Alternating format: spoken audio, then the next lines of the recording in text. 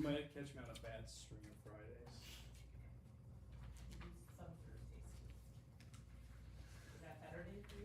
Well, most Fridays are, the next 2 Fridays are not good. Any other day of the week. How about And the Thursdays?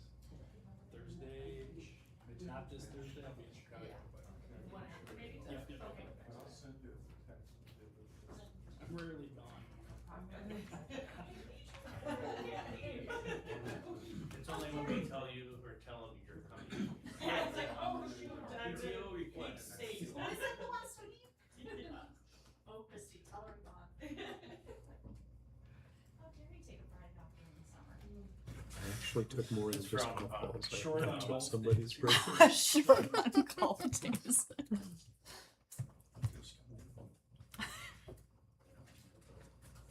I'll send you an email tomorrow with 3 more months.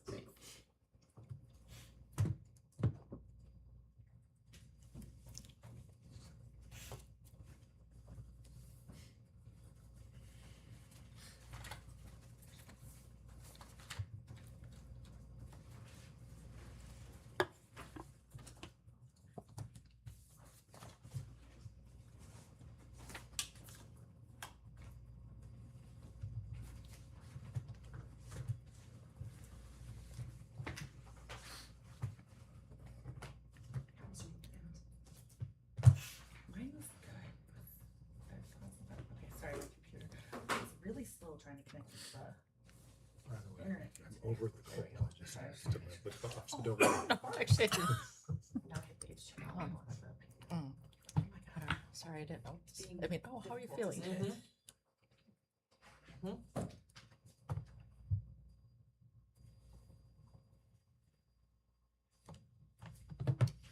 Brenda, do we have a printed copy of the full agenda?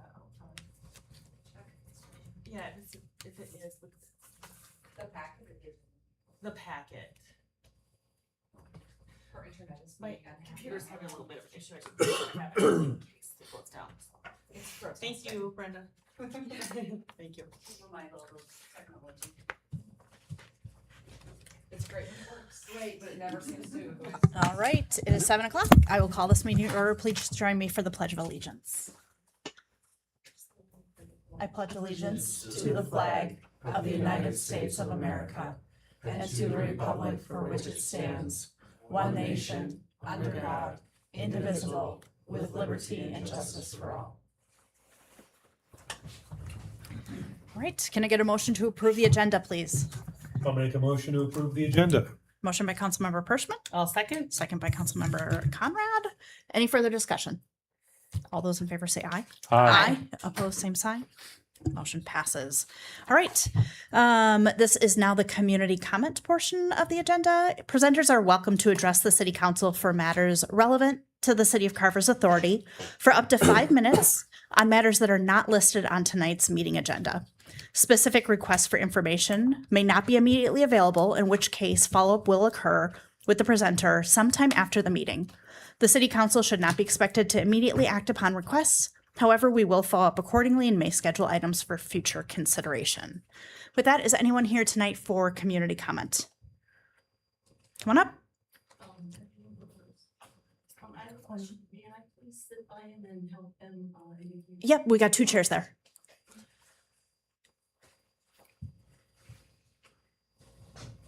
Thank you.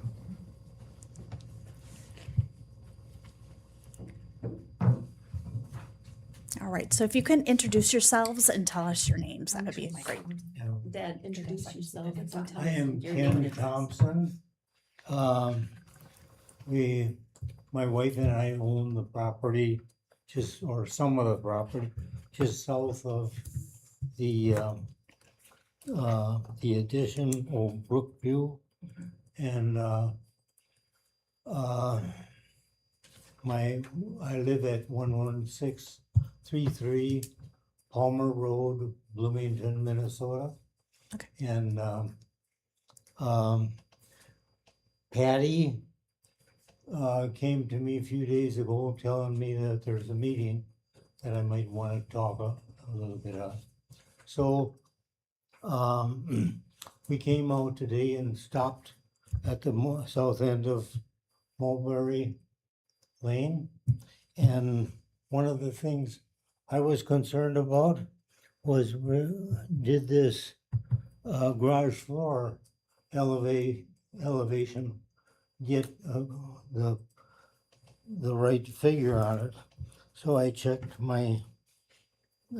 it with my hand level in the catch basin, and I decided we don't want to argue with that. It looks pretty close.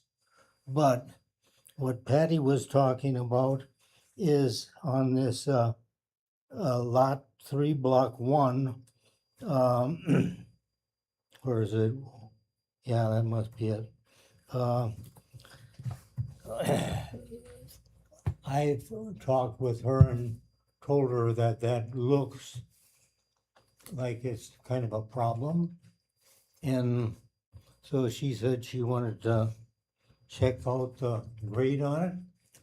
And so I took my 2 daughters and my walking stick, and we walked down to the southwest corner of the addition, or southeast corner of the addition. And the drainage is a problem.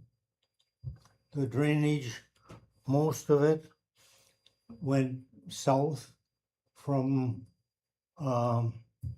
the northeast corner of our property, North. and there was a Yeah. low spot there. Did you mean north or you? What? Did you mean now the drainage goes north or in the historic? Right now, yeah. No, now the drainage does not go to the north. And I've just taken their word for it. They'll take responsibility for what they're allowing to build in there. And the northwest corner of our property is in, and you can see it from when you walk in there.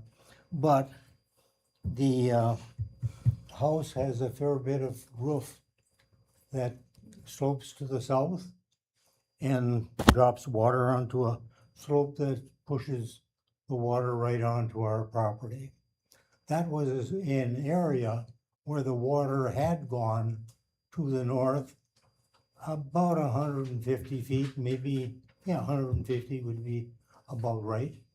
And they put the road in. We questioned what they were doing with the road, but we get there and there's one big problem, because I took my walking stick and pointed it towards the east and a little bit south, and it was probably something like that kind of an angle, going down that into the ravine.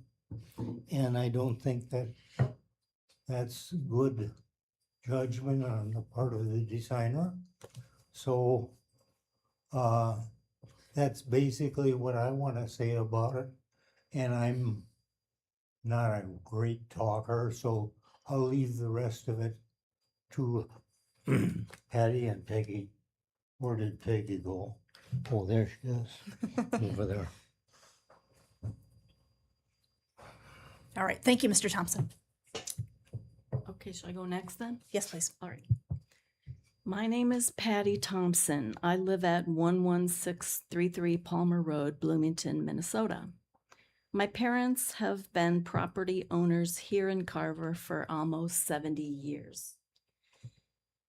The piece of land they own is extremely unique in that east, west, and south is all steep bluff.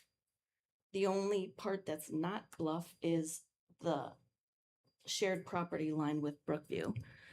When the Brookview development was in planning stages, we noticed that the way it was designed would cause harm to my mom and dad's land by blocking overland stormwater flow off their land and focusing stormwater flow toward the bluff edges to the east and west. We met with city staff to discuss our concerns. City staff sent us a new revised grading plan designed by the developer's engineer to solve the storm sewer water problems caused by raising the elevation of Brookview. The new grading plan showed that the elevation of Brookview would be the same as the elevation of my parents' land all along the entire shared property line. Also, the new grading plan showed a swale, which is like a ditch, about 9 feet from the property line that would dip down 6 inches lower than the elevations at the property line to allow an overland route for stormwater off the bluffland. The swale would catch overland stormwater and direct it to flow into the stormwater ponds on the northeast side of the Brookview development. I emailed city staff on June 4th, which was about 7 weeks ago, because I noticed the swale was not there and the elevation of the land was too high. The piles of fill dirt on Brookview had created a dam along the north property line, blocking overland stormwater flow and concentrating it toward the bluff edges. A functional alternative route should have been maintained throughout the entire construction process. A heavy downpour of rain could occur any day and cause catastrophic erosion of the bluffs or landslide. I ask that within a week, the city digs a functioning swale and correct the grading north of the property line so that it matches the final grading plan that we were given.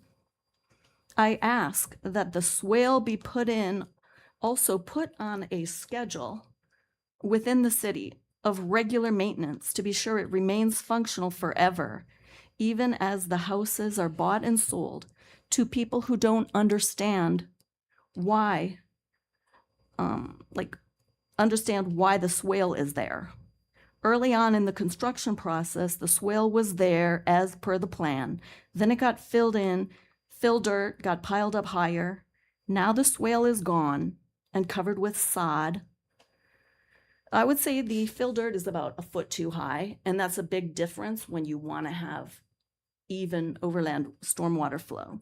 Once the final grading is corrected and the swale is put in, the city needs to check it regularly to be sure it doesn't get destroyed. A couple weeks ago, on June 2nd, I received a response from city staff that said, quote, "The lot is not finished graded yet, but when it is, we will make sure the swale is put in before issuance of final CO for that lot." Unquote. And I'm not sure, but CO might mean certificate of occupancy, but I don't know. So I looked at the swale area on Friday, which was 3 days ago, and I noticed the sod is in, the elevation of the grade is too high, and the swale is not in.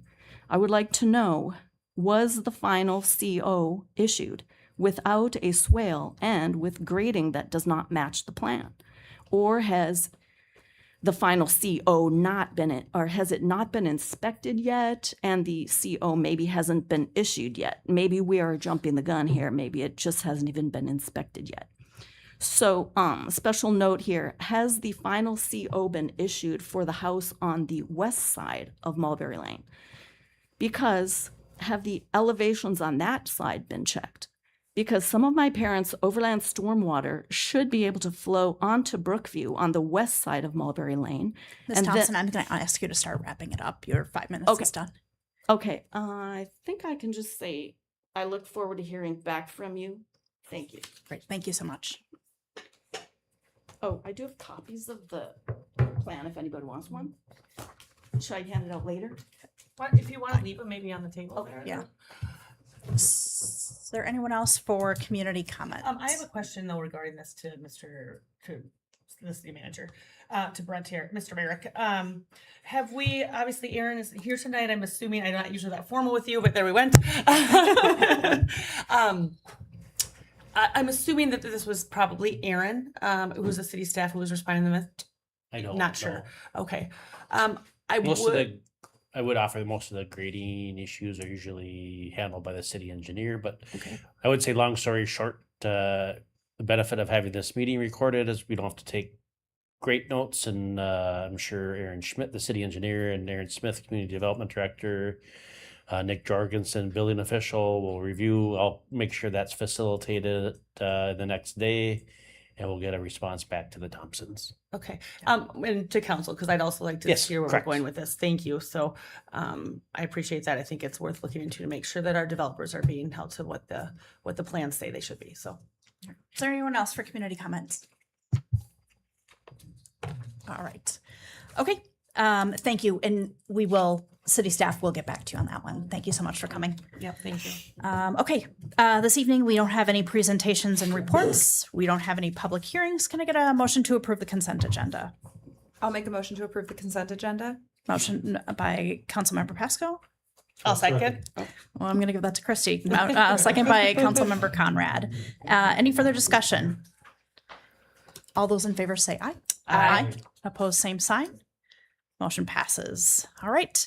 Up next, we have our business items, which tonight is item 8.1, design development presentation for the public services facility.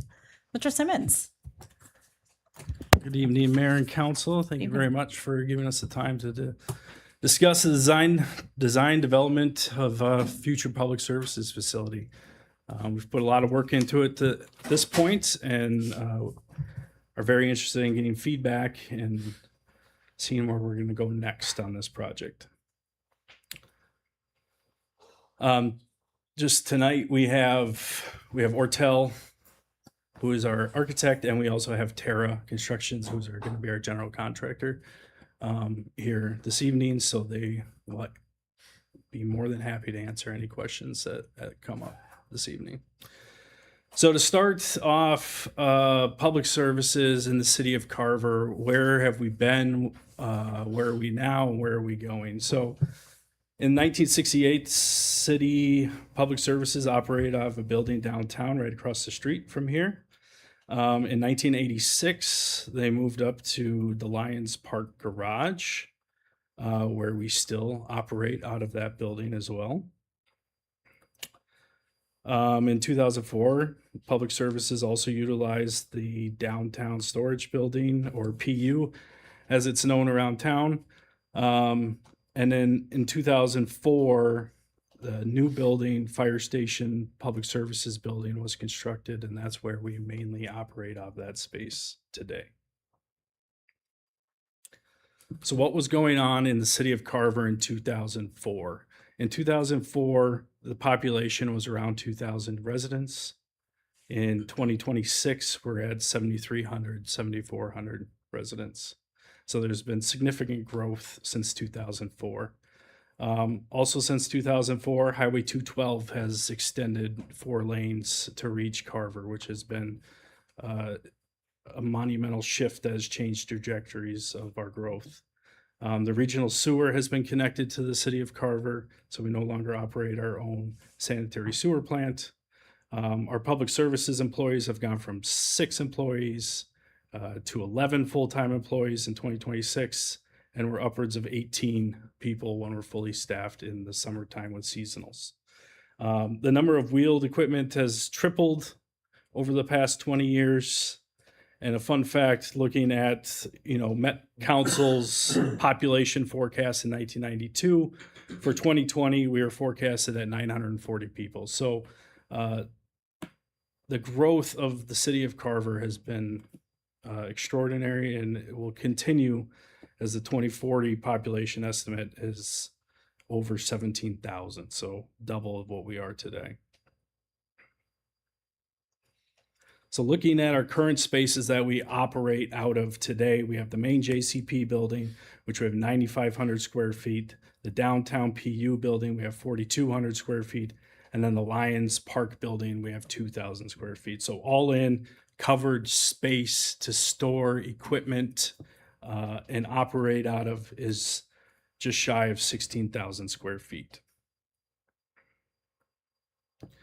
So some of the challenges that the City of Carver Public Services faces today are we do not have a dedicated mechanics space. So repairing equipment in-house is challenging. There's a lot of moving trucks in and out of the shop to get an area that's going to be safe to work on. And then if that truck is down for, let's say, a week, it's taking up that space that we utilize to park other pieces of equipment. So we're parking more things outside than we are now. We don't have dedicated workshops, so there's no utility space, there's no park space to work on wood projects, park signs, street signs. None of those have dedicated areas to work in. We have no dedicated welding area, which is something that occurs at least on a weekly basis where we're fixing something or welding something onto a truck. So again, we're making sure that we have a safe area to work on and setting up safety equipment, and there's people always walking by those areas. It's a highly trafficked area. Currently, we have limited and undersized locker room space. So if you've been into our building, there is a few lockers that are in an enclosed space with a restroom, but then the rest of the lockers are on top of the mezzanine because we're running out of room there. So having dedicated locker areas would be nice for people that need to do things after work, that want to shower up and clean up before they go to their kids' school conferences. Currently, we have no storage of bulk materials besides salt. So that would be another thing that we're looking at.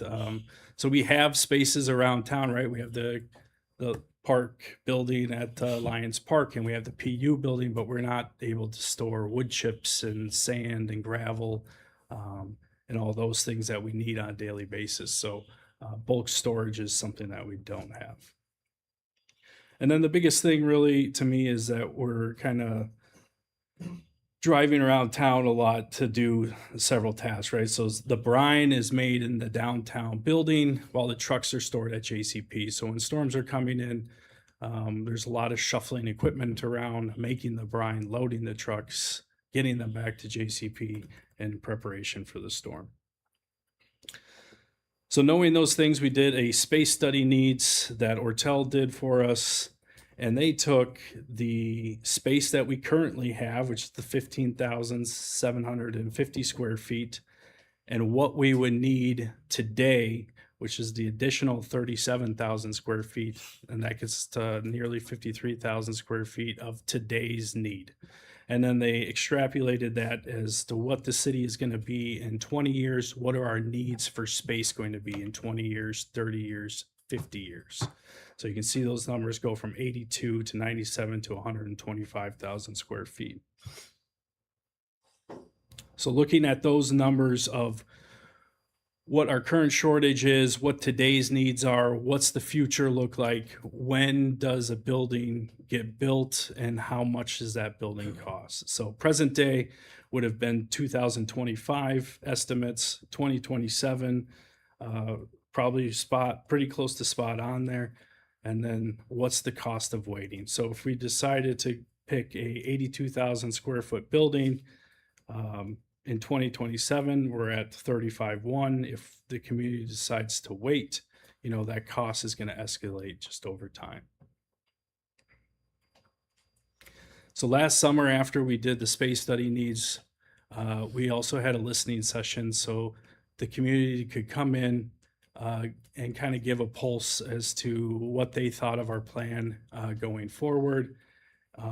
Some of the things are, yes, public services needs more space for this growing community, but also be mindful of how much we're spending and how that's going to impact people's taxes.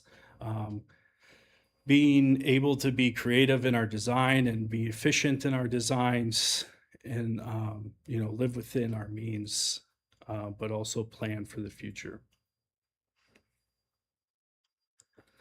Last fall and last winter, there was an opportunity for the city of Carver to buy property for this future building, and we jumped on it. So the city of Carver purchased 22 acres just south of town, now annexed in the city of Carver, but 22 acres of flat farm field, no trees, sandy soils, a very usable site, and the city got it at 32,500 an acre, which would be challenging to do so at this point this year. When we started the design development portion of this project, City Council came up with some guiding principles to guide us through this process. So be creative in design and operational approaches that maximize the new spaces that are created. Use building materials and construction methods that maximize value. And have a building design that meets the space needs beyond the scope of the debt service. So if we're going to build a 20-year building and take out a 20-year loan, make sure it lasts that 20 years before we come back 10 years from now and say we need a bigger building.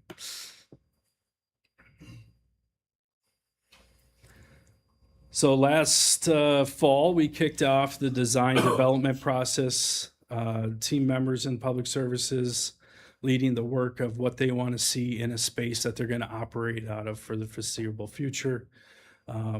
We took a tour of other public works facilities around the metro to see how other cities live and work in their space, what mistakes were made, what they wish they would have asked for, all those types of things. And then we have developed and updated a project budget based on our 60% plans. We're presenting that design development plan to the City Council tonight for comment. And then after tonight, we will have several periods for the city residents and public to comment on those plans. So now we could jump into the site plan for the building. Alec from Bolton and Menke is here as well. He helped develop this plan. So if we have questions on specific site plan issues, we can talk through those this evening. Simple site plan. We have an entry on the south side of the property, which will be function as both an in and an out for the property. The north access point will be exit only onto JCP. We have staff parking and public parking here, and then there'll be gates that will be located so the rest of the functional area of the property can be closed after hours. We have a fuel island here, and then we have the salt shed and storage bins on the north side of the property. They're put there strategically that if and when the city decides to expand the size of the building, none of those things need to move. So probably not a decision that any of us will make in this room. Hopefully, it's a 50-year type of thing. But, Wait. You're not going to retire here in 50 years? I hope I'm retired in 50 years. But those are the great things about the site plan and the opportunities that we were afforded with the site selection, that we're not pinned in. There weren't topographical challenges. There weren't trees that needed to be saved. There wasn't ravines nearby. So we have a great site that gives us a clean slate and no challenges in that aspect. Now, one of the challenges that we do have is getting water and sewer to the site. And we will have a lift station on site, and it will be pumped back to the city system. And we will also bring out water pipes so it'll have fire protection and all those things that are needed to function the building. So that's just a high level overview of the site plan. Another thing I will say is that we have a great big green space here in between the pavement that is designed for future use and not anything with this project. So walking into the building, I'll kind of take it kind of piece by piece to keep people oriented on what we're doing in the building here. This is the main vestibule. That would be like the public entrance that people would come into. Through that door set, you would have a conference room, bathrooms, and reception. And anywhere the public would need to go beyond that, they would have to key card in there. So we have a, kind of a secured area. Reception and office functions. And then we have 6 offices planned for the outside. and then a large area here that could function as a bullpen, cube land, whatever type of function is needed. Not really programmed right now, but that will probably be desk space. So we have a storage closet here for future plans, sets, and all those things that come along with Public Works. We have a great hallway here that at one point was just a hallway, and then we kind of shifted gears a little bit and made this a functional space with a countertop, so people can pull up their computers there and have a workspace there that's not tied to a cubicle or anything like that. And then there's going to be windows that will face out into the parking garage, which would be a cool feature that you don't see at a lot of places. We have a break room and training room here. And this was sized with having a second polling place in mind within the city. So people that would utilize that can queue through, you know, the lobby area, vote, and then exit out of that entrance. But it'll be a great space for training opportunities that we can partner with other cities and have them come over. So it's not just, you know, City of Carver workers getting a training. We can invite the neighbors, where oftentimes we are the ones globbing onto other people and going to their facilities. And it would be nice to host, you know, to cut down on some of that drive time once in a while. We have a great storage room here, so we can fold up all these chairs, tables, put those away for whatever's needed in that space. We have an IT room for all our IT needs and server issues in the future. Another restroom, and then I think a wellness room, and then a storage closet in this hallway, which leads into the men's locker room here on the north side, and then the women's locker room on the south side. And this entrance over here will be presumably mostly staff entrance throughout the day, or when they get there from the day. So there's a nice flow of dropping stuff off in the locker room, dropping stuff off at the lunchroom, and then beginning your day in the office area. Oops, wrong way, sorry. So now we move into vehicle maintenance. So this hallway right here is also part of, was a part of the office plan. That's this hallway here. So imagine going through this door, and that goes into the mudroom / vestibule that will lead you into the vehicle storage area, but also can lead you into the vehicle maintenance area. So boot wash in this area, hand wash, all those types of things. When you're coming in from a dirty job, cleaning up before you get into that office space. So there's kind of a break there from the dirty work to the cleaner work. We have part storage, bulk fluid storage, and then this will be a mechanic's office that will serve the city long into the future for their mechanics needs. And then we have 2 smaller vehicle work areas, and then a large vehicle lift. And then we will have dedicated welding areas.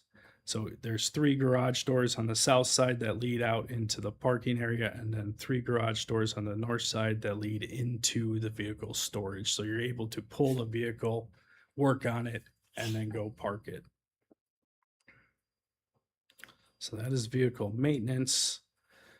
We look at the building as a whole. So we have our office area, our vehicle maintenance, then our vehicle storage area with the big garage, lots of parking for all the trucks that we have now and into the future. We also have a wash bay that will have a garage door to the outsides, so employees can pull the trucks in after a plow event, clean them, clean the salt off, and then park them. So it's an opportunity to take care of those assets that are supposed to last for 20 years and are expensive. You know, how are we taking care of those things? In the back here, we have workshops, 3 workshops planned, and then there is a restroom in the back too, to cut down from some of that travel time when you need to go. Here's the mezzanine plan, so kind of overlaid on the building plan. So there's plans for a mezzanine above the workshops, which we would install our current crane that's at 801 JCP, and we will move that over to this new building and be able to lift things up onto that new mezzanine space to utilize the asset that we already have.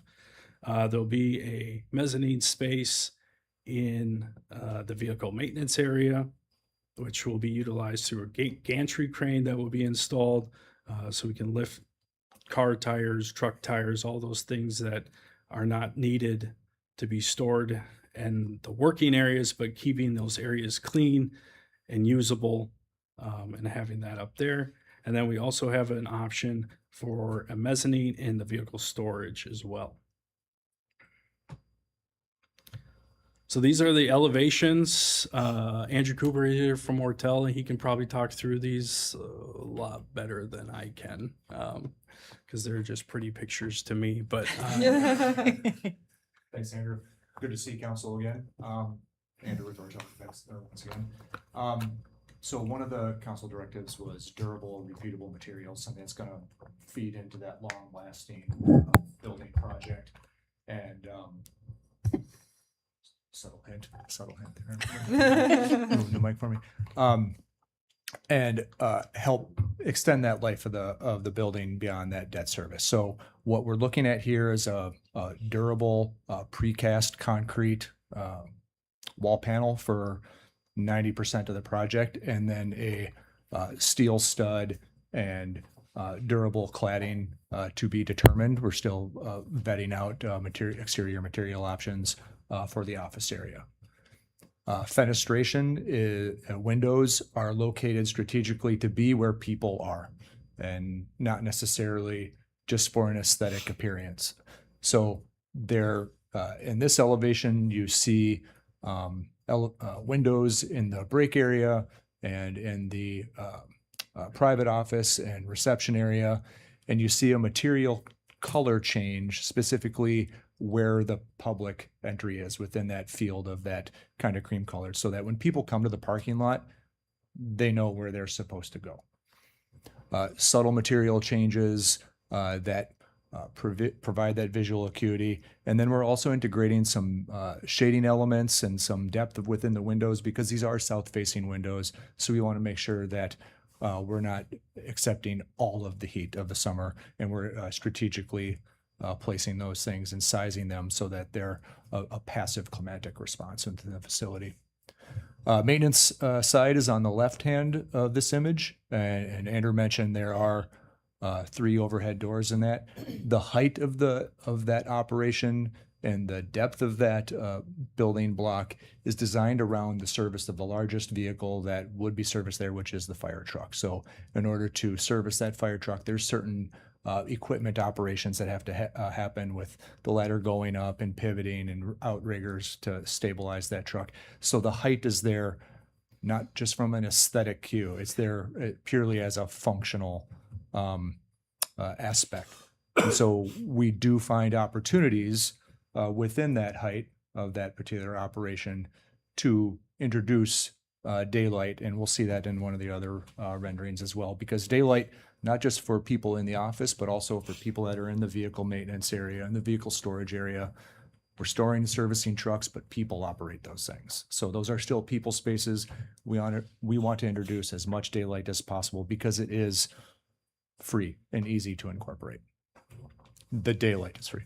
So It's free, great.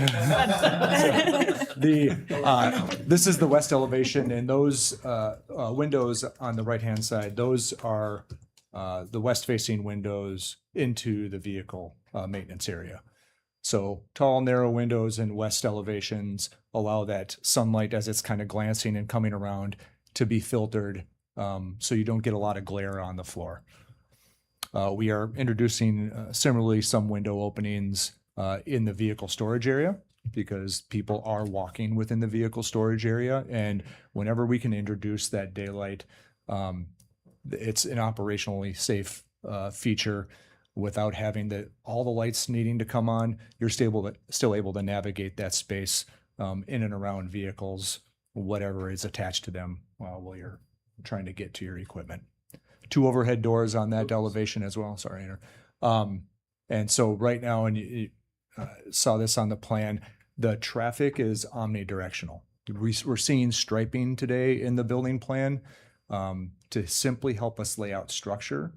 Once that structure is in, Andrew and his staff can live within the facility as long as they need to without striping on the floor, and then stripe it as necessary so that it is customizable. That builds adaptability and resiliency within the design, that we're not automatically going to a certain space required within that vehicle layout. Next elevation is the north elevation, and it is pretty plain. There are some windows specifically within that vehicle circulation area. We don't want to introduce windows into the wash bay because they'll just be dirty. All of the shop spaces that we saw in that building plan are all serviced and accessed from inside the building. So we're minimizing the amount of openings like overhead doors, which, as good as they are at and getting better at air tightness, they're not the greatest thing. So whenever we can try to limit those large apertures on the north side, that is better for overall building performance. And then we have the mezzanine storage on the upper level as well. So in order to increase functionality, there are minimal window openings on that north side. On the right-hand side, you see what would be the transformer and the switchgear cabinet, and there will also be a generator out there as well. East elevation, so there are a significant number of trees along the east elevation currently in the landscaping plan, but for their first number of years, they're going to be little. And so this is primarily what we're looking at in terms of a public-facing facade. Very definitive within the colors and in the heights, what is operational and what is staff areas. See on the right-hand side, that's the wash bay entry, and then the 2 general parking areas. The water utilities will actually come into the building on this elevation, so this would be also the fire access side of the facility. Aerial view that does show some of the initial upfront landscaping. You see the fuel island on the left-hand side there, that fuel island with a canopy. The canopy does provide you advantages for filling when it is inclement weather, but also from a stormwater perspective, we're not letting general rainwater fall where there could be a potential spill. Vehicles, as well maintained as they're going to be in a new facility, are still going to drip some fluids. So anytime we can keep that rainwater off of that before it runs into our on-site stormwater areas, it's better long-term for the performance of the project. And then we do have rooftop units that will serve the mechanical needs of both the office and the vehicle storage and maintenance facility. So there will be some screening there, but we also have an ample blank slate up there for an amount of solar. We have a budgeted amount of solar. There's always the potential to increase that long-term. The building is going to be designed to handle whatever solar you want to put up there from a structural loading perspective. So there's also added adaptability and resiliency into the design there. So you can always increase that up to the capacity of whatever you can fit on the roof. Then some additional approach pictures so that you can see as you're driving on Jonathan Carver Parkway, what does this facility look like as you're driving south? What does it look like as you're coming into the facility? So whether you're arriving to vote, you're arriving for your day at the office, or you're delivering something to the front door. It's a very solid building. It's aesthetically pleasing, but it's not ostentatious. There's nothing in here that says, it's gold plated or anything. This is very robust and it looks like a public works. It looks like a public works. Yeah. Utilitarian. Mm-hmm. And there's not a fence all the way around it, just gates. Just gates. Okay. Correct. employee support entryway. So here you really see that articulation of the public entry. It's very clearly defined. You're I'm not going to say never, but you should very rarely have people accidentally walk into the employee door, regardless of where they park in that parking lot.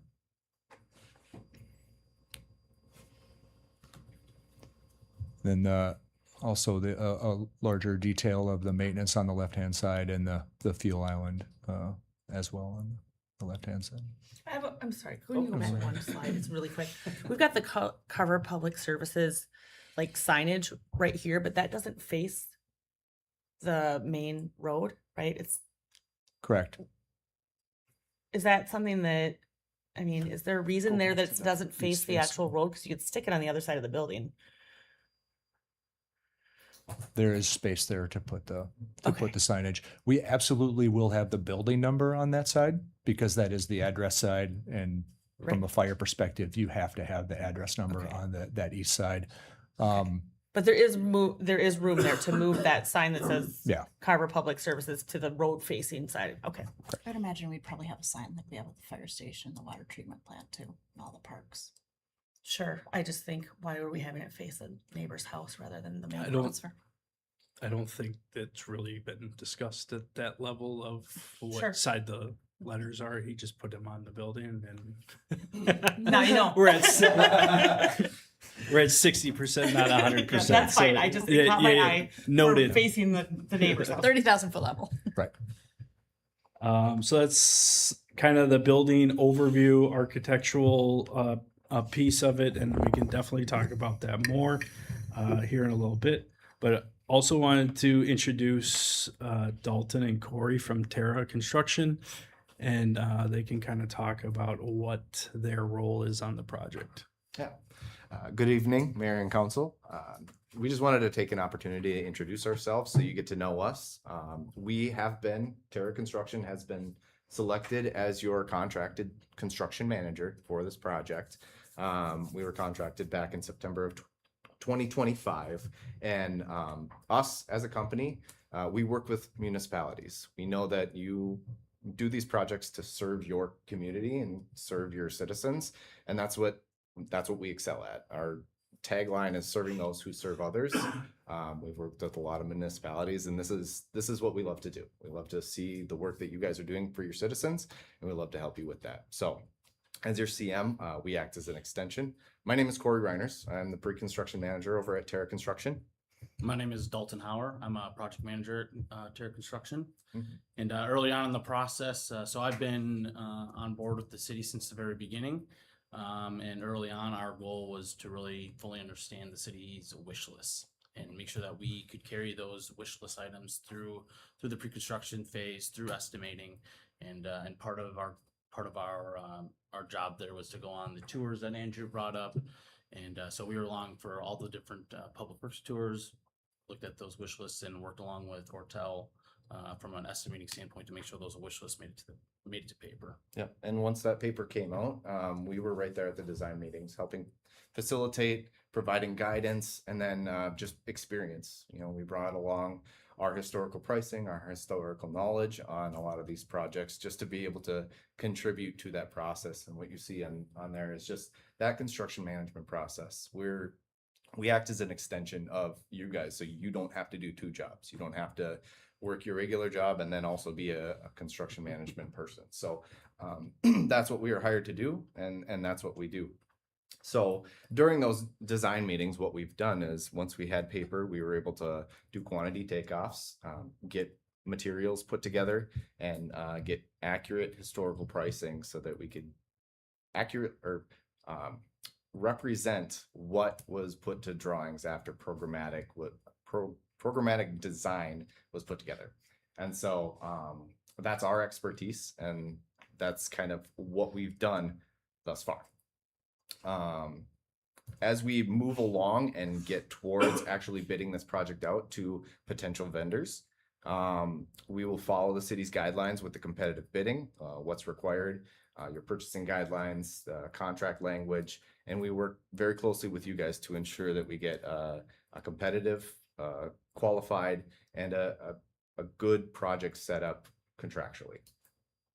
And then after it's bid out and we've got contracts rolling, we stand beside you as we build the project. Yeah, so from an actual, once construction's underway, our project team will consist of myself, an appointed superintendent, who will be on site daily managing the project from the actual job site itself. And likely a project aside, there's also an APM in the office, or assistant PM, and then or a field engineer on site as well, helping out the superintendent. So there's probably on a project side 3 or 4 people from Terra that are designated to this project and this project alone. We manage the site from a safety perspective, from a scheduling perspective, and make sure that we're good neighbors to the people to the south as well. From the office side, it's working hand in hand with Andrew over at Ortel for budgeting, any changes to the project, problem solving through RFIs and discussions in weekly meetings. And it's just getting us working hand in hand with Ortel to get us through the project and provide a quality end result for the city. And so along with that, the next slide is our initial budget. So the plans that Mr. Simmons went through with you, these are the numbers that we've been able to put together as a budget. You know, we've utilized our market pricing, our vendor partners, and we've utilized our expertise in quantity takeoff and understanding of materials. And we've come to budget pricing associated with the drawings that were presented to you today.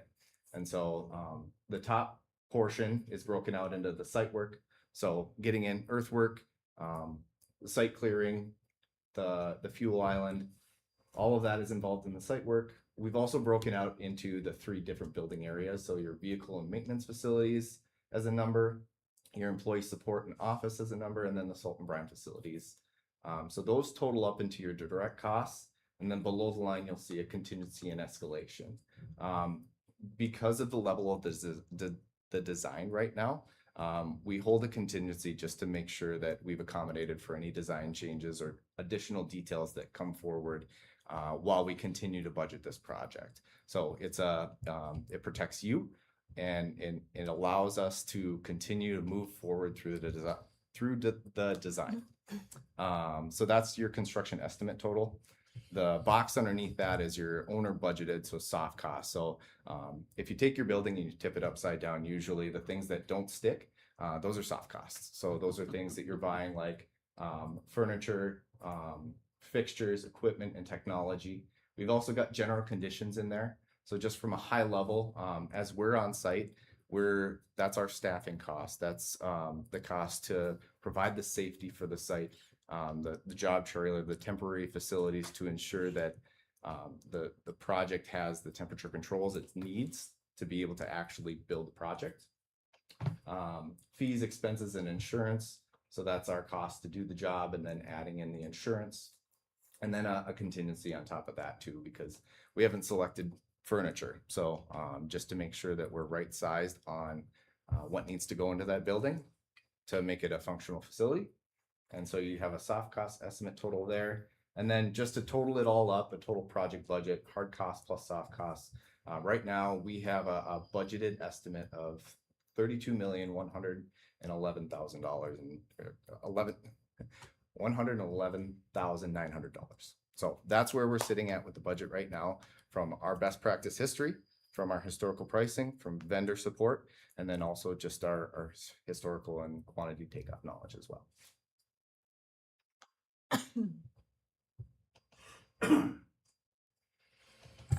So as we've been working on this project and putting together the budget, we've also selected some areas where costs can be, deductions can be made. So far, all the plans that you have seen right now, that is what that $32 million number is. It includes the solar array. So removing the solar array would be a deduct of $120,000. If you chose to reduce the maintenance bay area by 1,800 square feet, that would be a $500,000 deduct. So then we have the east mezzanine. There's ulterior, exterior finishes that could be chosen to save money there. There's reduced parking area, And then, reducing the vehicle storage area, every square foot would be a reduction of $210 square. Can you explain the dollars square solar foot. array? Is that just that it's gonna be able to carry the load of solar panels, or what does that mean by solar array? That would be the actual solar panels, in the infrastructure to actually connect them back into the utility. Okay, The so, roof structure itself, that's in there. okay, so this is the actual panels that This are, is the actual. okay, okay.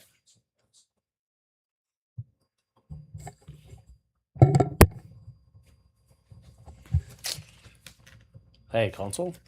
So I'm going to jump in and Mr. Merrick? Councilmember Conrad. So I'm going to talk about the estimated tax impact. Before kind of jumping into that, so this project kind of generally has been prorated based on departments. So although you see the property tax impacts are prorated amounts out of the water and sanitary sewer fund, because as you know, we operate public utilities and those operations, and so those, just like we do kind of every function of our team, whether at City Hall or Public Services, those amounts are prorated, whether it's salary and benefits, supplies, etc. So in looking at the tax impacts, on the left, you'll see a $35 million building at 25 years. We've extended this to 25 years, and Andrew Simmons has verified that the expectation would be that this space would at least last for 25 years. So that's the property tax calculation that we assessed using our friends Tammy and Jess from Northland Securities. They prepared these numbers. So you can see corresponding home value and monthly impact along with an annual impact. And then the table at the right shows where we're at design development phase at 33 million at 25 years. I will add, it's not located in the budget, but it's represented in the tax impact that within the confines of this bond issuance would be the reimbursement of land costs that the city had connected with the acquisition of that Bruce and Nancy Jerrison property in 2025. I would also add as a caveat that, as you know, but for those that are watching, this annual impact is as if this project was just budgeted for and taxes applied separately for this project. But as we all know, and I think most people understand, the city has many operations and services and past debt, et cetera. And so when someone gets their tax statement, it won't necessarily show up like this.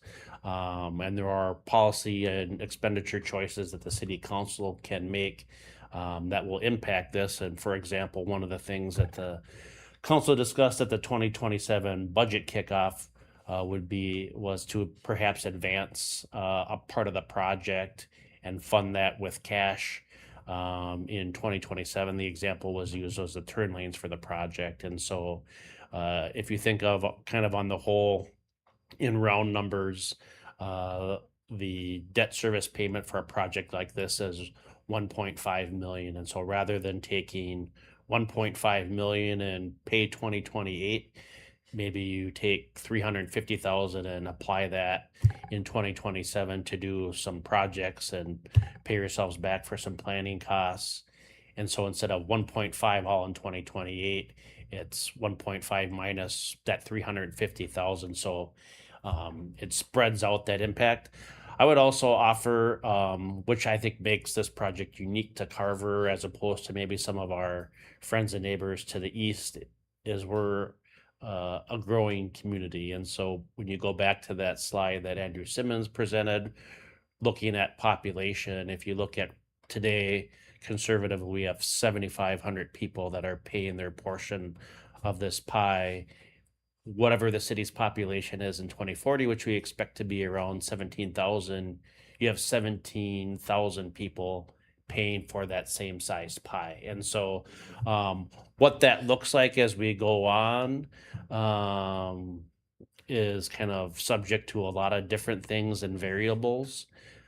But if you look at a kind of a fully developed city that's doing the same project, they know with a pretty reasonable degree of certainty that their tax base is going to stay within this window, where we know that our tax base is going to grow, and we'll have quite a bit of input based on that. So these numbers represent tax base for 2027 and not representative of what you'd have for 2028.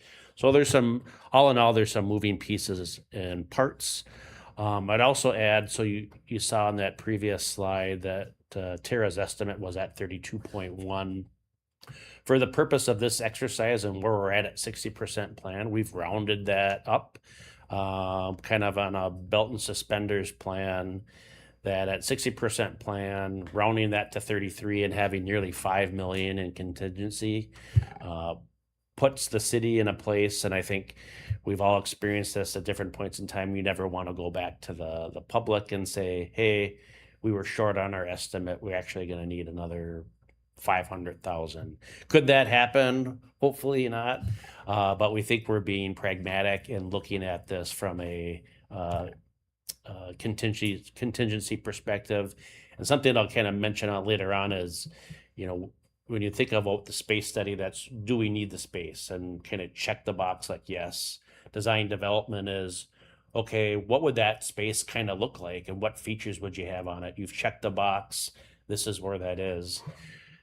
The third phase of that is construction drawings. And to what Andrew Simmons mentioned and Councilmember Conrad, it's really getting into okay, we're all comfortable with this kind of concept. Like, what would it cost to build this space? With detail. I can't say the other word. With detail. Specificity. Yeah, that one. Stearns County, we didn't learn how to say that there. But if you think about this, even though there's a tremendous amount of detail, it really is stopped with what you see here. So the finishes, the types of sinks and countertops and furniture, none of that has been decided. And so there is a real opportunity to have those conversations and provide the Tara and Ortel and staff teams that type of direction on budget. And as you do that, it becomes a simpler exercise, not easy, but for someone like Corey to do those estimates saying, okay, this is the type of carpet that they're thinking of, and these are the windows, and these are the finishes of the building. And then that contingency number can come down. You still want to keep it there, but you're not talking about a $5 million project. And if you think about that in terms of this overall project, even at 33, $5 million is a significant amount of money. It's frankly equal to the amount that this whole building project cost that we're sitting in today. And so thinking about that for context, if you can move. So engagement plan. So we've been, as a staff team, talking about this for the last 7 or 8 months. And so once council feels comfortable with it, we'd like to roll it out to the community and kind of continue that next step so they can become comfortable, point out blind spots, have a community conversation about this. And it's intentionally long because in most cases, people don't like to make decisions and provide feedback about major investments on a condensed time frame. And so that's why you see some of the kind of the spreading out of this. And so we'd be looking for the council tonight to engage our professional service staff with some immediate questions and feedback. But we have laid out your August 3rd work session to kind of do a debrief, and you've had a couple of weeks to kind of consume it, approve the content for the engagement plan. If there's some immediate feedback to this design development phase, like you saw that deduction list, and there's something we know for sure that we don't want to include that, or we know for sure that's something we want to add, that'd be great feedback to have. And then going through the fall, it's kind of mirroring what we did for City Hall: newsletter, social media, website comment, project video, really utilizing and leveraging the amount of traffic that's at the fire station public services open house. Probably easily over 1,000 people are attending that. And then something that I would offer, we've had a lot of success with, is the community listening session. So not debating, but having residents come in and having the council listen. And if there are questions that we can easily answer, we do. If there's kind of feedback that we haven't considered, it's considered, and then after each one of those, we create more or less a diary of those and then share that out with the public. So those who didn't find the time to participate or didn't want to can still participate at arm's length. And then taking that to your November 16th meeting where the council discusses that feedback, we engage and talk about that. And that kind of, if you can move on to the next slide, that happens to kind of coincide then with what we think would be a good next step for the council is to engage, even before engagement is done, in having the construction drawing phase. So you can see how that space study, design, development, that budget number has become more refined. It gets to some of those, final pieces. And to kind of use a corporate phrase, those construction drawings are evergreen. I mean, they'll last. And so no matter when the council would decide in the community to do you like that? You hated it when I first Yeah. used it. I love it now. Okay. But you'll always have those. And if the council wanted to move with a kind of a summer schedule, if you waited until December, January, February, et cetera, to do that, and you had a 4 to 6 month process, then you're retaining some of that contingency, and the Terra team can probably talk about that if you have specific questions. But for design escalation, because you might, based on that schedule, by not doing construction drawings, you might move into a spring of 28 construction start. I'm not going to try to speculate on what all those things are. The Terra team can do that. My point is that if you make that investment, you're probably in the best situation to act if you feel like there's support to doing that. And so at that November 16th meeting, that's where we give that project update to council. That would coincide with a January 4th meeting where there'd be a construction of this presentation of the construction drawing phase. So similar format to what you see here.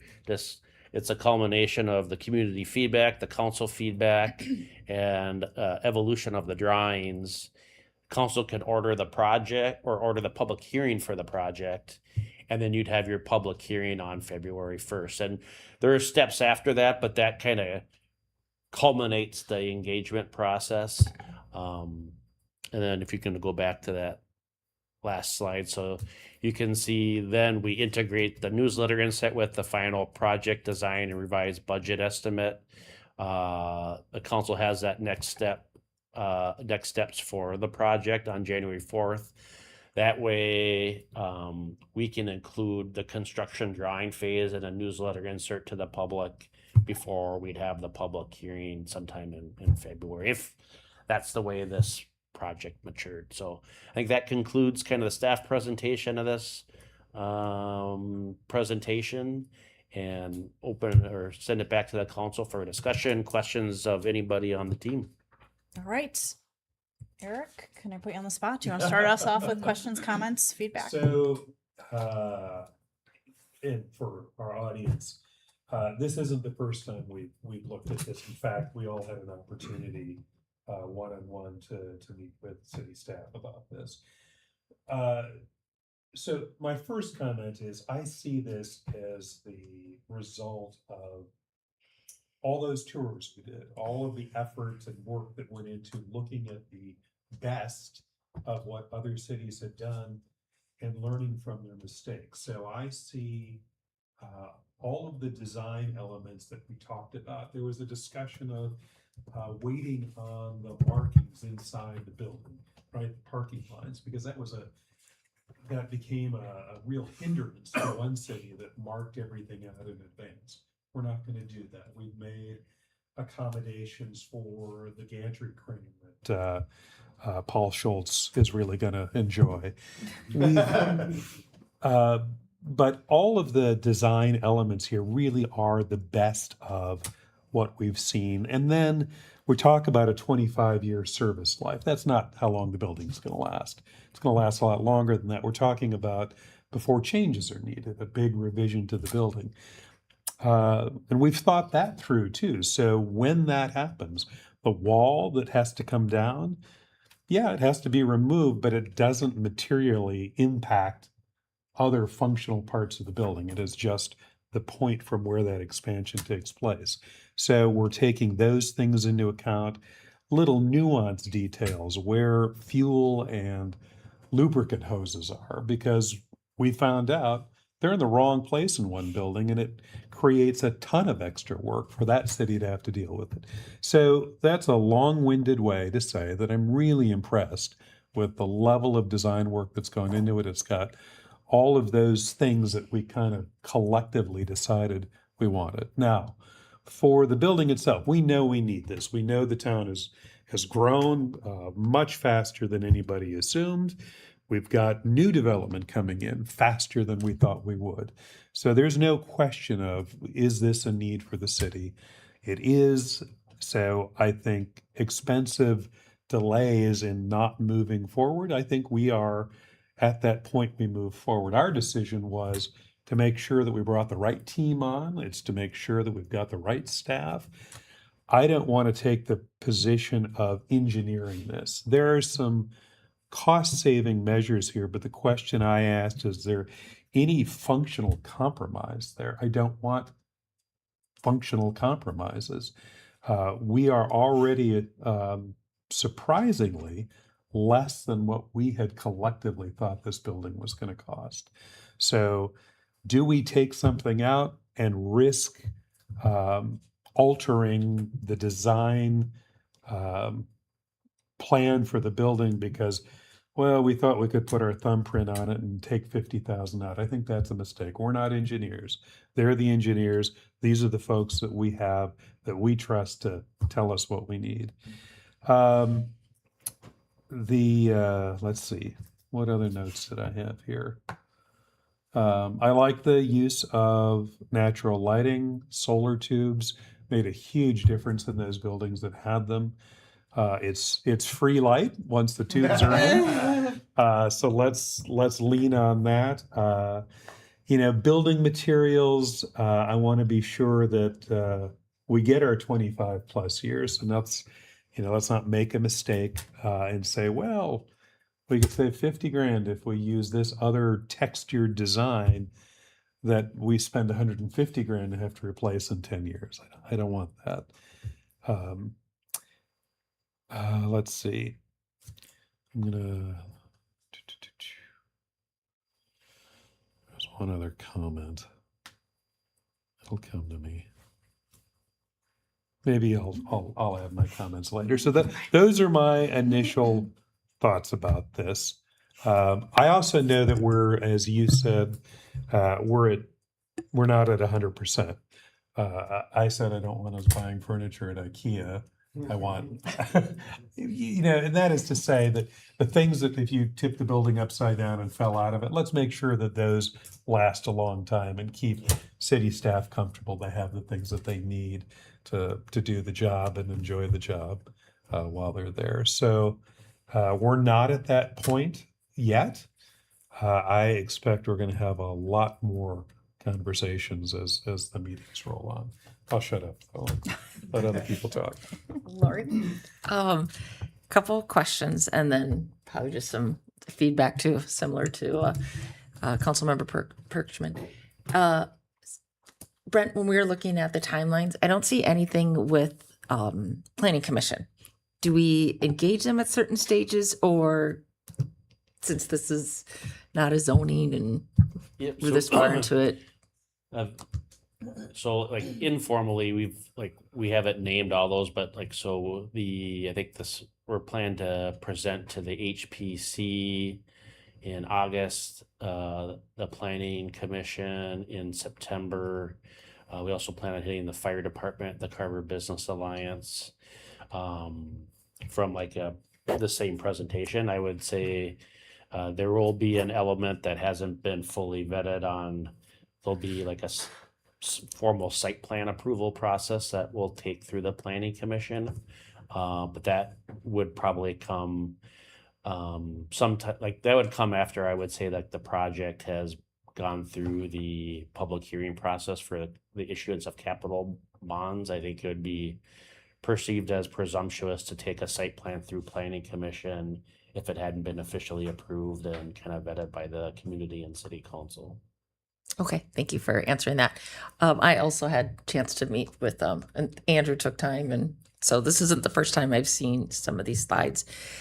Can you go to a slide? It might be on the deck. It might be number 13, that shows what walls you knock out for an expansion. Sure. So,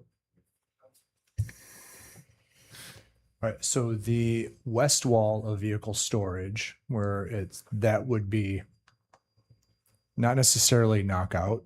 We would keep those openings and we would probably just expand the building. You can take the precast down and we might program through the 100% design phase where we would expand those openings into larger than just the single overhead doors, so that you can pass through easier to the addition. But the other thing we want to consider is staff has to live in this building while the expansion is going on. So if we don't have to do a bunch of structural augmentation of that existing wall while the expansion is being built, they can still circulate in and out of the building and operate. Then the building is done. There's minimal augmentation to that wall, and voila, building is expanded. So part of the site planning process in this design development is working with Alec and Aaron from Bolton and Macon, pushing and pulling this building even 5 or 6 feet one direction to fine tune. How does it impact utilities if we go further east or west? What does that do to the cost? Is underground costs a lot. I'm the architect. I want to see stuff above ground. So fine tuning where that goes so that we know we have a 30 and a 50-year building expansion, and then still have the site area to be able to circulate around the building and get in and out of those doors, and still have yard space for bulk laydown areas and materials. So thank you. Excellent response. Because I think too, this reminds me of a model of what we're seeing with school districts, but I think that's just more because of how their funding sources are. But I think it'll be helpful as we get more details to point that out where that is, because a very good narrative is our elementary school here in Carver 10 years ago didn't look like it does now. So they had the same thing where it was definitely thought ahead. It was well planned. So they could expand. Absolutely. Then I had, I'd like to spend a little time on that slide and just give quick comments. So this is in your deck number 28. And this is more just for council to listen to. This solar array, I could keep it or not. The maintenance bay area, I guess I don't know enough on that, but wow, that's a big chunk of money. The east mezzanine, from what I had learned so far, that's not the best place to have it, like right over a overhead garage door. It's in between the garage doors. It's in between. Okay. It's over and then you the need water additional service room. crane to get to it. That's expensive storage space. But I also know we want this building to be efficient, so that I could really consider taking out from the project. So I'm now on the fourth one, the alternate exterior finish. I have no desire to spend an extra $76,000 just because it might look a little nicer. I would rather spend less if it's something that is aesthetics. The reduced parking, maybe I don't know enough on what it costs to do now versus later, but I don't think we're at a spot where we need to like little penny pinch or look at every little line item. I don't have enough information on reducing the overall vehicle storage, knowing that you're at $210 square feet. I would be in favor of reducing the bathroom sizes and locker room, just because it's my understanding that's typically your largest expense when you take something by square footage. So that's what I had for comments on budget. I kind of feel Eric too here. I know there's just so much to this project building. This won't be the last time that we talk about it. And we can also go through this, you guys. So, Kaylee, you want to go next? Yeah, I can go next. I'm really pleased with how this has turned out. I'm glad that we got the space that we did, the land that we did, because it's made this process, I think, a lot easier for everybody. Nice big plot of flat land has made it easier. My biggest comments are also on slide 28. So this is our project cost deduction. I could give or take a solar array. I do not want to see the maintenance bay or the parking area reduced. Maintenance bay, because by reducing the maintenance bay, yes, that is a big chunk of money, but that is going to severely limit the long-term usability of that maintenance space, especially if we have multiple vehicles down at the same time as the vehicles increase in number across the city. Also, I don't want to see the parking area decrease because we are keep talking about using this as a possible second polling location, and the thought of reducing parking when the public is going to need to have access to it for polling, especially when there's no alternate parking. You know, you think about downtown, you can park a couple of blocks away from City Hall. That's not a big deal. This is kind of in the middle of nowhere, and there's not safe parking alternatives for the public. So those are the two areas I wouldn't want to cut.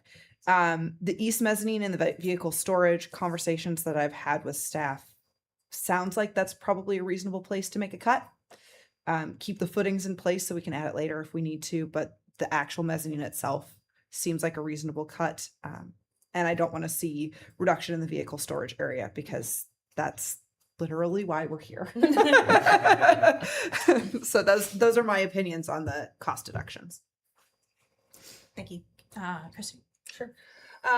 So I'll, as long as we're on this slide, and then I'll just back up to the other things that I had. So when I'm looking at this for budgeting, so the solar array, I guess, unless I have forgotten, we've had this information in front of us. I don't have enough information on ROI for the solar to know whether it's going to be worthwhile to have it or not. So before I could make any choice on that, I would really need that information about how many years it's going to take to pay ourselves back, all the expectations with having solar. Reducing the maintenance bay, keep that in. Removing that east mezzanine, I agree. And I think with some conversations we've had with Andrew that maybe that's something we can forego. So I would be for taking that mezzanine out. The alternate exterior finish, again, I don't know what that means. Is that coming down from what we saw in here, or is this this is the It would be coming down from what coming you saw down? in here. Yeah. I would be interested to see what that is, to see what that material is. You know, Eric, I know you said, 50,000 here, but all those 50,000s add up eventually. Yeah. So, I am a question mark on the exterior finish. I think that's something I'd like to see a little bit more what that would look like. I don't want to reduce the parking area.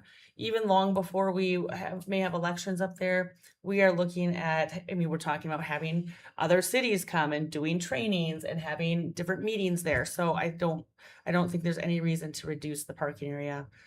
We're good on that one, and we are also good on the overall vehicle storage area. What's up? Just while Andrew Cooper is here, Andrew, would you mind just giving the council a kind of a detail between what's in like the clay tile and then this EFIS system and what that is, and kind of your perspective on it, just to give them a line of sight to that? Thank you. Yeah. So what you're seeing represented here in these images is a clay tile. So it's a mechanically fastened, it's screwed onto the wall through on a substrate, like plywood or whatever. And then there's an exterior insulation to give us our thermal wall performance.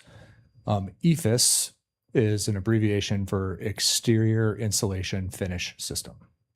And it's essentially polystyrene beadboard insulation glued to the wall, then finished with an acrylic stucco like texture. It's not stucco. Stucco is plaster. It's a little high horror, more per square foot. EFIS has a like a polymer inlay that gives it some rigidity. You can get the same color in various durable applications. So around the entryway, for example, you would do something that can't get kicked in.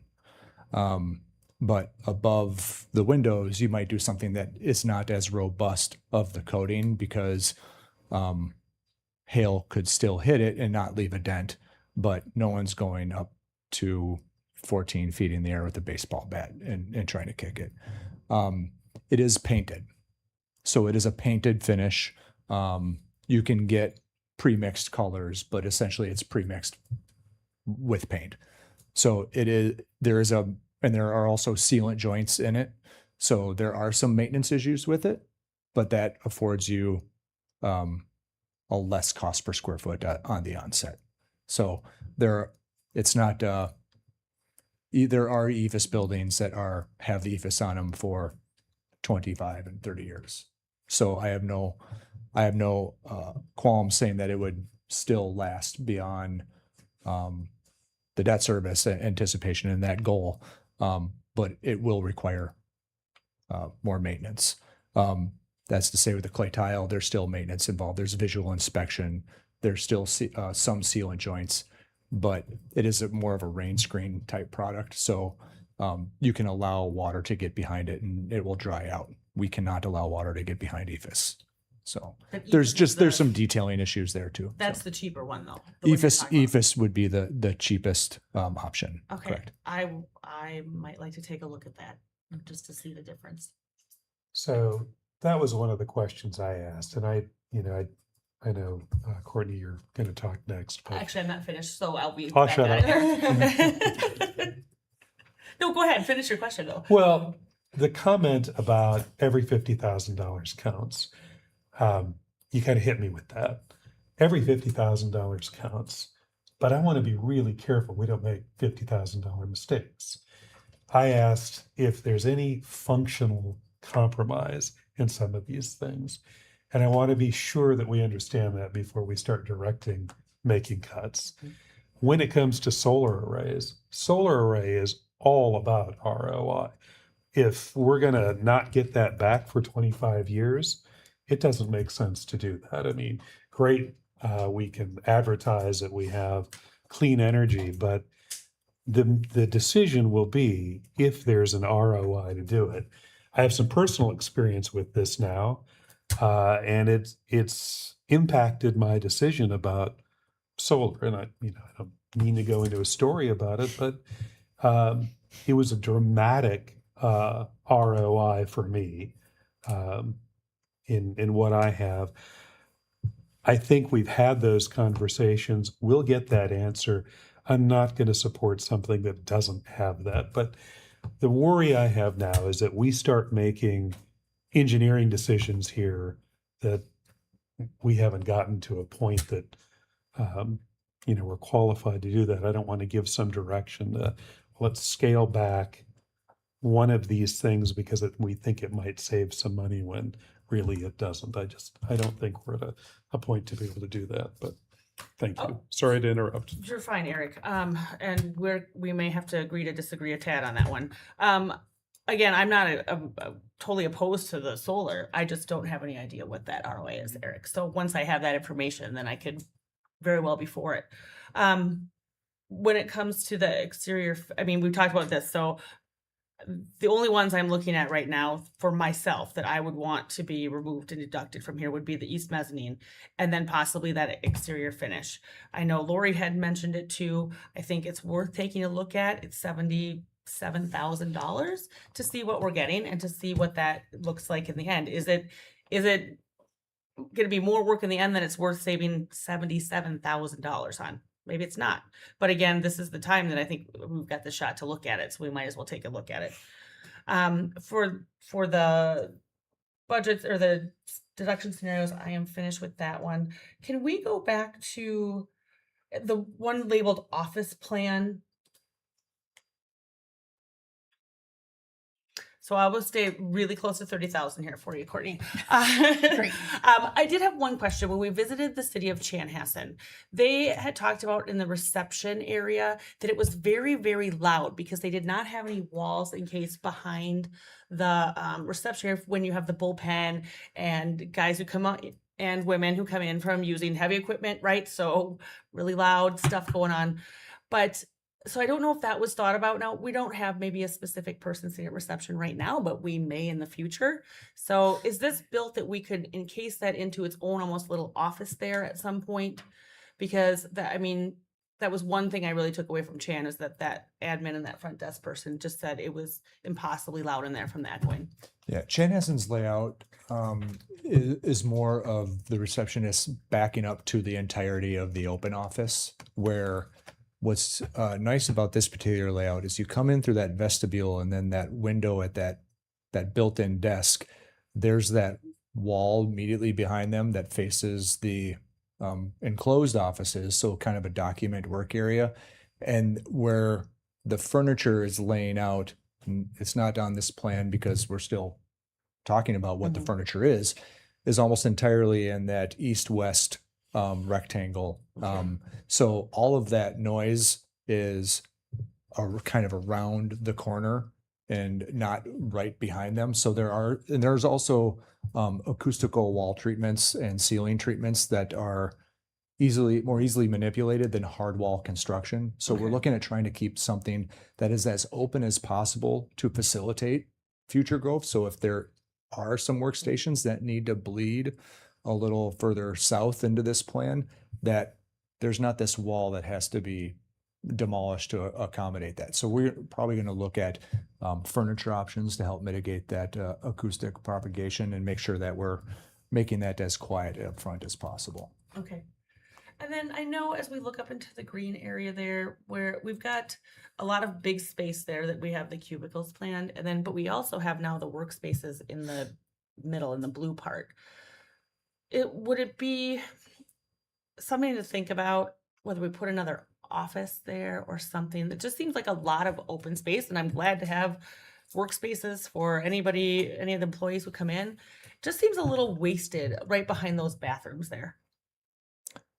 To the north of the brink. Yeah, I can speak to that. So there was an earlier version that had offices there, and we just thought we could add those later. Okay. But and frankly, kind of to the vehicle striping piece, we might put it in a different location, but we know like day one we don't need offices. Sure. Okay. So the design was like, let's put the space there. We have the box, and then you can be as flexible as you need to in the future based on whatever need that is. Okay, perfect. That just seemed like a open space, and that explains that. The only other one I have right now is actually for staff. So when we have the fire department open house, we usually clear out the bays in the public works so that we can have tables and different things set up. I would really love to see those bays full as is on a daily basis. I'm laughing because I said the exact same thing. I think it's going to be something really visually strong for residents who come in to see, like, nope, we didn't just take everything out and we have all this big open space. They're going to walk in and see, this is what this place is filled with every day. So I think that for staff, I would like to see. The only thing with that though is like, we've been to the fire department open house and public services side, like that area is used. That's where the city sets up. This is where we're going to literally be talking about this project. It's where the kids can put their names on the plow truck, draw on the plow truck.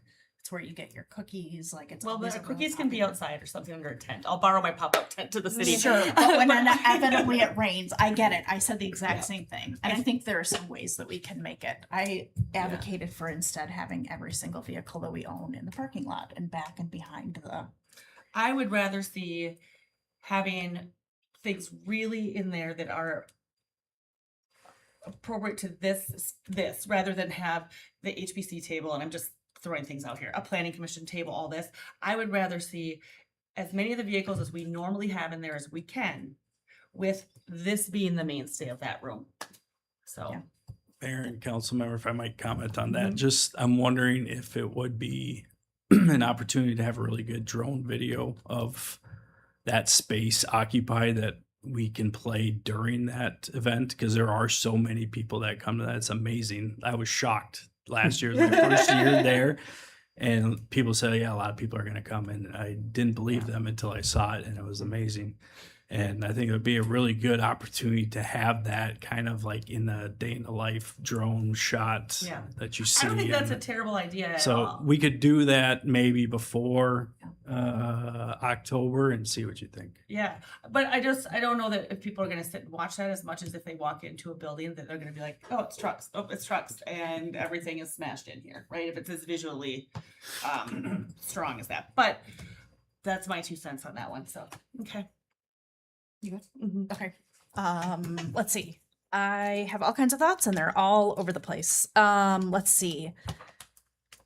I know everybody has a lot of questions about solar. For me, the question is kind of like, if we have this amount of a solar array, what does that mean in terms of like how much of this building are we going to be able to power? Is it 40%? Is it 80%? Like when we kind of That study, Mayor, will come in the up to 100% design Okay. drawing. So right now, our engineering electrically is just kind of generally scoping design loads to help facilitate discussions with the utility. There will be an energy model.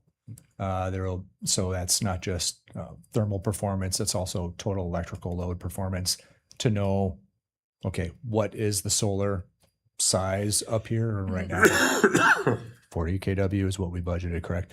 So a 40 kW, what can that really get for us? And then that will determine your ROI for based on the utility rates and whatnot. So and I didn't expect you to have an answer tonight, but just what's there's enough floating around here. I could probably answer your question. Don't, because we'll hold you to it. Okay. The parking I think is good. I kind of echo some of what I think it was Kayla said of like, I'm borderline concerned that there isn't enough parking or like, I don't see, I want to make sure that we have a mind for expansion of the parking area too. When that becomes a parking area, will we be able to get 100 cars in there for parking? And that's grossly overbuilding it probably for 2 days of the year, maybe 3, but voting is in August when it can be real hot, and it's in November when it can be pretty cold. Right. So I just want to make sure, because they're going on County Road 11 just won't be an option for parking. And even like having people park across the street and walk over is not something that we want to see either. So I just want to kind of keep that in mind. As far as the storage spaces in kind of the office area, is there enough storage there? Are we confident that we won't need any more storage for kind of office kind of stuff? Do we have an abundance of need here at City Hall that we would need to push that way? I think one thing that's useful, this industry is moving paperless a little bit. Sure. So, we're not having, I think it was in Chanhassen, actually, they had like the planned room. I don't think that's a need that exists in this industry anymore. But you do want some of those storage spaces. So as things pile up or whatever, you can get them out of mind, but not have too much storage where it gets forgotten about for 20 years. Okay. There's room in all that green space there. Right. So Lori, I wanted to address, I don't think that cuts to bathrooms or locker rooms are on the table. It's the center of the building and it would have to, I am not the engineer nor am I an architect, but it would have to rejigger the entire building. So I do not want to entertain that as an option. Let's see. I think if I could build off of that for a second, Mayor. Sure. I just want to point out that when we were in Chanhassen, I don't know if the architect told me this or if a member of the Chanhassen staff did, but I was told that for long-term, like 30-year cost savings, you should overbuild your bathrooms and locker rooms because it is infinitely more expensive to retrofit and increase bathroom space than it is to just build it in the first place. Councilmember, I think you heard that at every facility. She wasn't with us on the bus trip. I wasn't on the bus so trip. It had to have been Chan. But yes. Okay. I think that this is smart. We're talking about expansion and we're talking about expansion potentially in 50 years. And we're talking about bonding for this for 25 years and having it be large enough to last us for 25 years. I'm going to argue that this is going to last us for at least 30, if not 40 or 50 years. Because just knowing, like, we are 37,000 square feet short, and we are absolutely maximizing our space right now.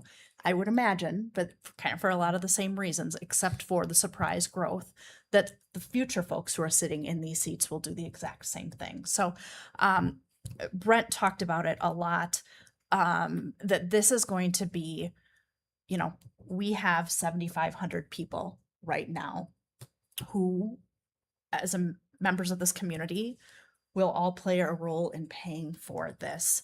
But that portion of the pie, that piece of the pie, is only going to get smaller as we're doing more and more residential and commercial and industrial growth. We have Summerfield, we have the Enclave. That's 3,000 rooftops right there at a minimum. So I think while these numbers are pretty big, I think that this is a good time to do this project, not only because of the need, but also because of our growth that we're experiencing, that we're anticipating, and who knows what's just right around the corner in 6 weeks, 6 months, or 6 years from now. I think this feels right sized for Carver, and what really concerns me is the cost of waiting for this.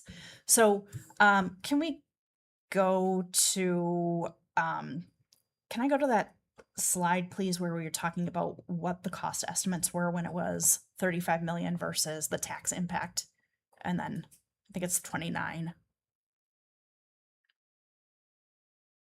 So I appreciate us wanting to whittle this down, and maybe we don't need the east mezzanine, but I think, again, like, I don't want to rob Peter to pay Paul, kind of to a different way of saying what Eric was saying in terms of cutting out $100,000 for a facade finish and then having to paint it every summer or having to seal the cracks in the joints. I also kind of wanted to point out here that going down $2 million in cost estimates on an average home is what, a $8 a year difference, right? Brent, can you check my math? You know, like, it's not significant. So we're going from 428 to 436. That is $8 a year. So I also want to keep that in mind. Like, I appreciate having the options of what we can kind of cut from this. But what I see on that slide 28, taking the last line out of vehicle storage space is $1 million roughly if you add it all together. So I also do believe that throughout this process, I hope that we're going to continue to whittle away. We'll figure out kind of what we need in terms of contingency. And I do think that we will not be building a $33 million building when this is all said and done.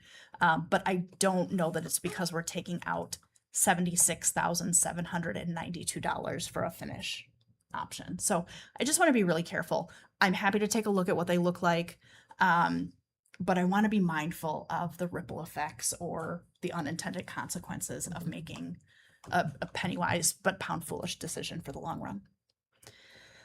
I think that is it for me. Anyone who has thought about what they forgot their first time around that wants another bite at the apple? I'm looking at you, Eric. I don't have anything else to add. I think Okay. Everyone's comments are useful, and thank you for all of the work.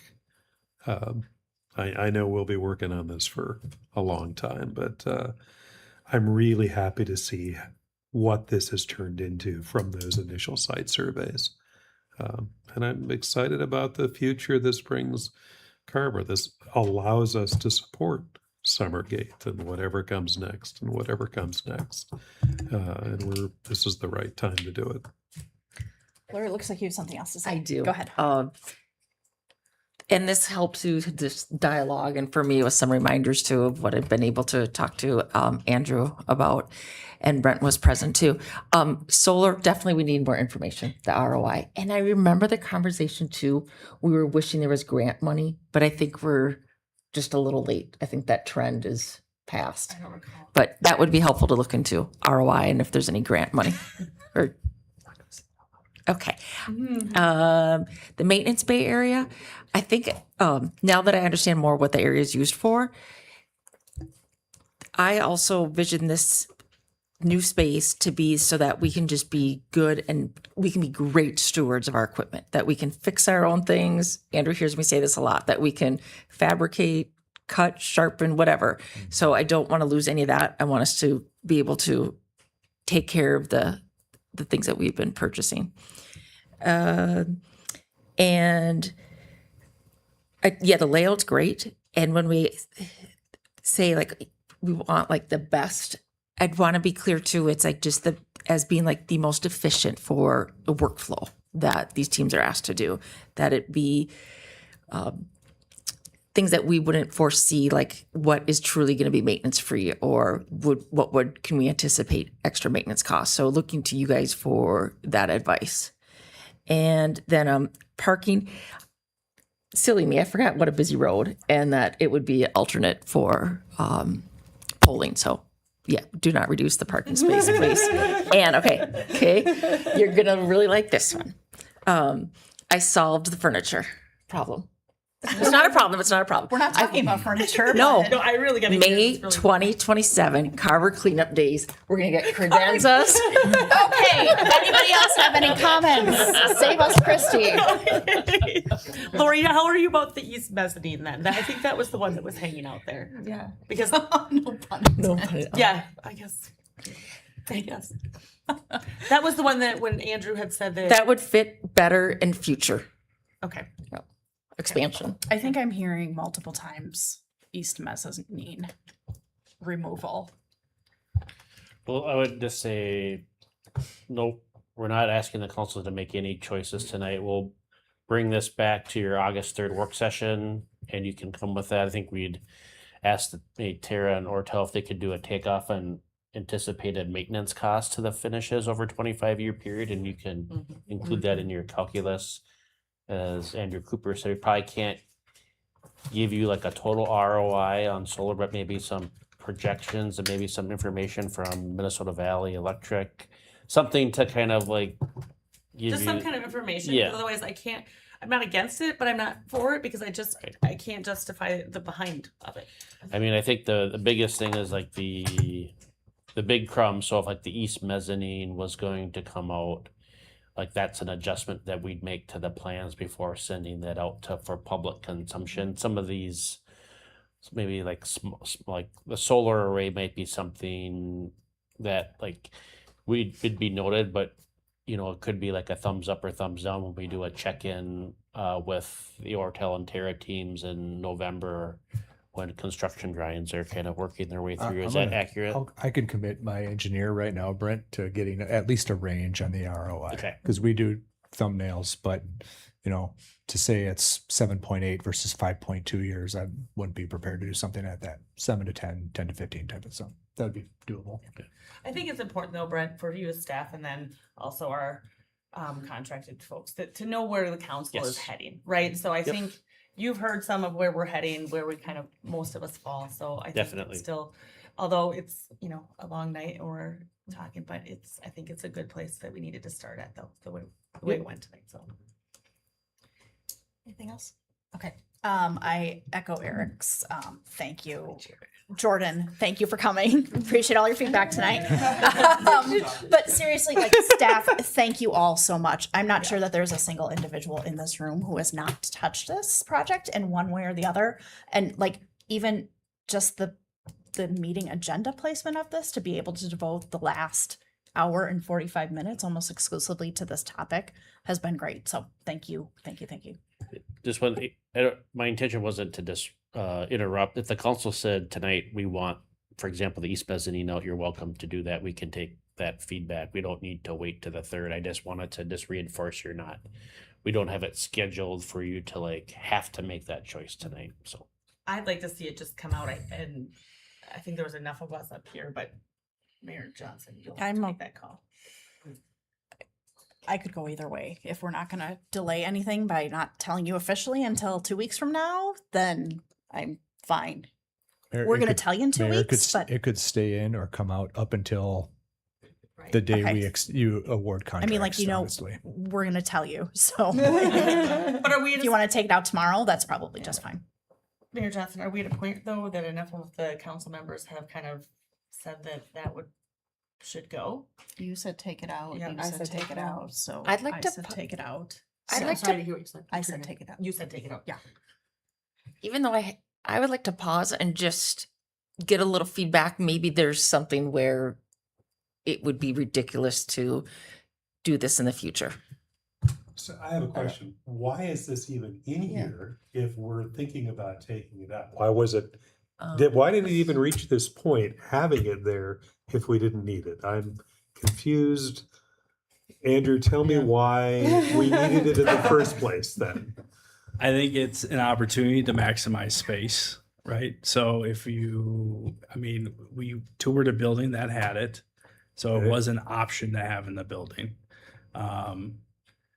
If you told me today we're not going to have it, I'd be fine with me. I think not having it in that space, especially in the first 15 years that we're going to use that building, you're not going to utilize that storage space. And if you do, you're storing stuff that you should probably get rid of anyways. I think not having it in that space also frees up some flexibility in traffic movements inside the garage that we can utilize before we start striping and start doing all these things.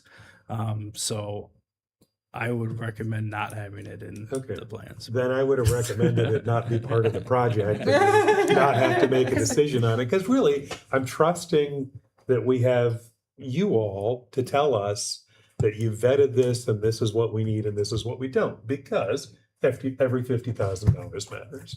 So if you are telling me that we're not going to have regrets, we're not making a $600,000 mistake because we're cutting out, or we're talking about the mezzanine the between the mezzanine, entrance doors. the 287. If we're not making a $600,000 mistake by taking this out now, well, then of course I would support that. So I'm in line then. All right. So you can take it out now. Okay. Do you have what you need from us? Do you have what you need from us? Okay. All right.